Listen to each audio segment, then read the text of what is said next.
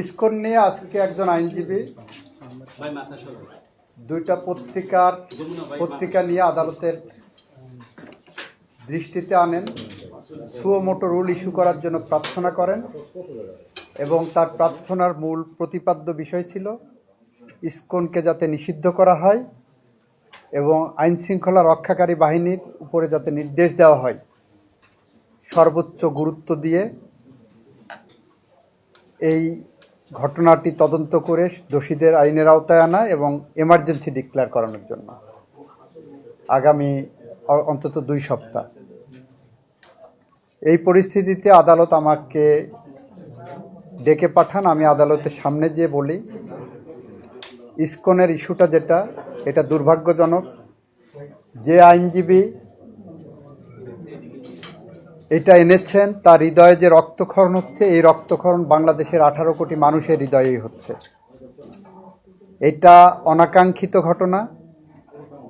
এই ঘটনা একটি ক্রিমিনাল অফেন্স। সরকার গুরুত্ব সহকারে এই ঘটনাটিকে দেখছেন এবং এইটার যথাযথ আইনি পদক্ষেপ সরকার নেবেন। এই সংগঠন রেজিস্টার্ড কিনা, এই সংগঠন নিষিদ্ধ হবে কিনা, এই সংগঠনের বিরুদ্ধে কী ব্যবস্থা নেওয়া হবে, এই সংগঠনের অস্তিত্ব কী, এই সবগুলো বিষয় সরকারের পলিসি ডিসিশন এবং সরকার এটা খোঁজখবর নিয়ে যথাযথ আইনিভাবে এটাকে দেখবেন। সব কিছু আদালতের সামনে এসে সুও মোটো নিষিদ্ধ করতে হবে।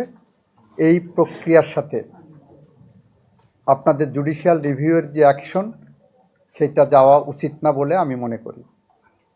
এটা সাংবিধানিক আইনের সাথে কতটুকু যাবে সেটাও আমাদের বিবেচনা করতে হবে, আমাদের দেখতে হবে।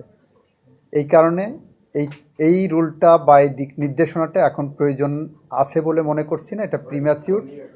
দেখেন সরকার কি করছে, দেখেন বিষয়টা কিভাবে হ্যান্ডেল হচ্ছে, সব পর্যালোচনা করে তারপরে যদি হয় তখন প্রপার ওয়েতে আসলে এটা দেখা যেতে পারে।